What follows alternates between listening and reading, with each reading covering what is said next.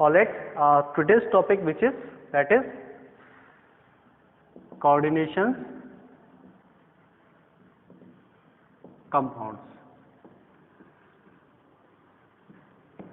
Coordination compounds are generally, this is called the additional compound, additional compounds, which is divided into two parts, that is called the double salts,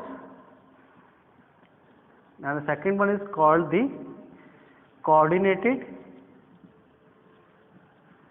complexes. The double salts are called in which the ions form break completely. इसमें क्या होगा, हमारा जो ions होंगे वो completely form में टूटेंगे. जैसे कि हम कंसीडर कर लें बेरियम सल्फेट, तो किस फॉर्म में टूटेगा, बेरियम प्लस सल्फेट. ऐसे हम ले सकते हैं. तो सेकेंड एग्जाम्पल विच इज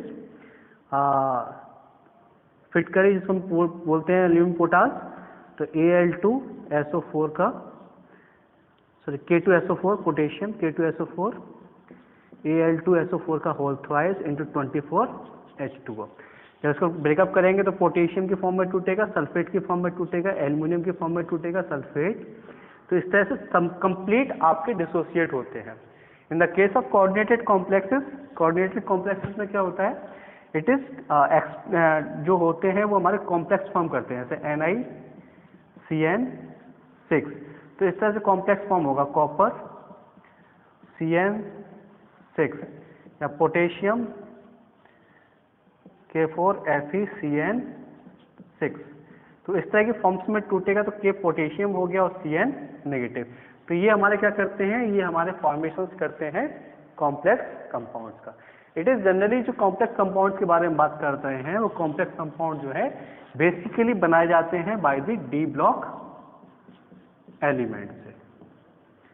इनके पास वेकेंट डी ऑर्बिटल्स होने की वजह से this is have vacant D orbitals. Vacant D orbitals होने की वजह से हमारा फॉर्मेशन करते हैं कोऑर्डिनेशन कंपाउंड्स का, कोऑर्डिनेशन कंपाउंड्स के बारे में. राइट, तो कोऑर्डिनेशन कंपाउंड्स के बारे में बात करते हैं. तो कोऑर्डिनेशन कंपाउंड्स में हमारा इसको अगर कंसीडर कर लिया है तो K4FeCN6. तो इस तरह के कंपाउंड जो है वो हमारे कोऑर्डिनेशन कंपाउंड्स कहलाते हैं. ये जो ब्रैकेट है it is consider as a coordination sphere. ये कोऑर्डिनेशन स्फीयर कंसीडर किया जाता है. Alright, this is called the counter ion. ये हमारा काउंटर आयन फॉर्म्स में लेके चलते हैं. इसको हम कंसीडर करते हैं एज ए लिगेंड्स की फॉर्म में. ये लिगेंड्स है और this is called the central metal atom. ये हमारा कंसीडर होता है सेंट्रल मेटल एटम्स की फॉर्म में. यहां बात करते हैं लिगेंड्स की. तो लिगेंड्स क्या है, जो जनरली इलेक्ट्रॉन्स की शेयरिंग करते हैं विद द सेंट्रल एटम्स. इनमें एक टर्म्स होता है that is called the density. Density, density क्या है, नंबर ऑफ इलेक्ट्रॉन का डोनेशन. कितने नंबर ऑफ इलेक्ट्रॉन्स का क्या होगा, डोनेशन होगा. अगर हमारा नंबर ऑफ इलेक्ट्रॉन्स अगर यूनि 1 करता है, नंबर 1 इलेक्ट्रॉन इज डोनेटिंग, तो इसे consider as a unidentate. अगर डबल करे तो it is consider as a didentate. ठीक है, अगर मोर देन 2 करे तो इसको कंसीडर करते हैं हम लोग पॉलीडेंटेड.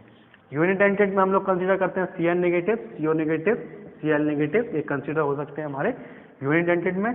डाइडेंटेड में EN इथिलीन डायमीन कंसीडर हो सकता है ना. और टेट्रामिथाइल और भी है, टेट्रामिथाइल EDTA की फॉर्म में, इथिलीन डायमीन टेट्राएसीटेट EDTA, जो कि हमारा कंसीडर होता है पॉलीडेंटेड की फॉर्म में. ऑलराइट, तो ये जो है वो हमारा इस प्रकार से है. इसके बाद हम लोगों ने कंसीडर किया है दैट इज होमोलैप्टिक एंड हेट्रोलैप्टिक. हेट्रोलैप्टिक, ये होमोलैप्टिक और हेट्रोलैप्टिक में क्या है कि हमारा कोई कॉम्प्लेक्स इस प्रकार से फॉर्मेशन है कोबाल्ट NH3 5Cl फिर Cl2, इसके अंदर लिगेंड्स जो है डिफरेंट टाइप्स के लिगेंड्स होंगे. If there is present of different ligands तो हमारा कंसीडर क्या होगा, उसको हम बोलेंगे हेट्रोलैप्टिक.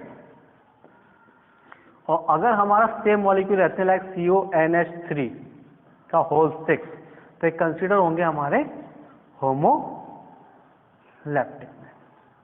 राइट, तो ये हमारा कुछ बेसिक है, आइडिया है। इसके बाद जो मेन इंपॉर्टेंट है that is consider as a nomenclature, वो हमारा है नोमेनक्लेचर।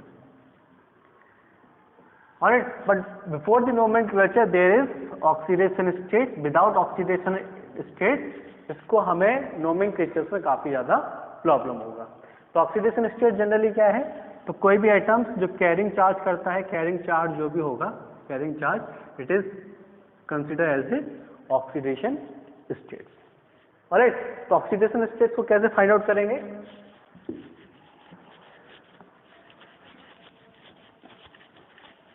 तो कुछ ऑक्सीडेशन स्टेट जो है वो फिक्स कर रखी है, जैसे कि हम एल्कली मेटल्स के बारे में बात करें, एल्कली मेटल्स, ठीक है। एल्कली मेटल्स के लिए जो फर्स्ट ग्रुप होता है तो उसके लिए फर्स्ट +1 ऑक्सीडेशन स्टेट रहेगी। एल्केलाइन की बात करें, alkalines earth metals, alkalines metals second group है, तो उसके लिए ऑक्सीडेशन स्टेट क्या है? +2 ऑक्सीडेशन स्टेट। फ्री स्टेट में कोई भी मॉलिक्यूल्स मिलता है, free state molecules like O2, NH3, water molecules, इसका ऑक्सीडेशन स्टेट क्या होता है? That will be 0। Alright, halogen fluorine हो गया, इसके लिए oxidation state that will be -1। Oxygen का in the case of oxides की फॉर्म में इसकी ऑक्सीडेशन स्टेट होगी दैट विल बी -2। परऑक्साइड के केस में, परऑक्साइड के केस में it will be -1 and superoxide के केस में, सुपर ऑक्साइड के केस में it will B -1/2 oxidation state होगी। ठीक है, तो ये हमारी ऑक्सीडेशन स्टेट है। इन ऑक्सीडेशन की स्टेट की मदद से हम सबसे पहले क्या करेंगे? सेंट्रल मेटल एटम, तो सेंट्रल मेटल एटम्स की क्या करेंगे? ऑक्सीडेशन स्टेट को फाइंड आउट करेंगे। ऑलराइट, तो ये ऑक्सीडेशन स्टेट को फाइंड आउट करने के बाद फिर इसको हम स्टार्ट करेंगे, दैट विल बी नोमेनक्लेचर। वो हमारा क्या होगा?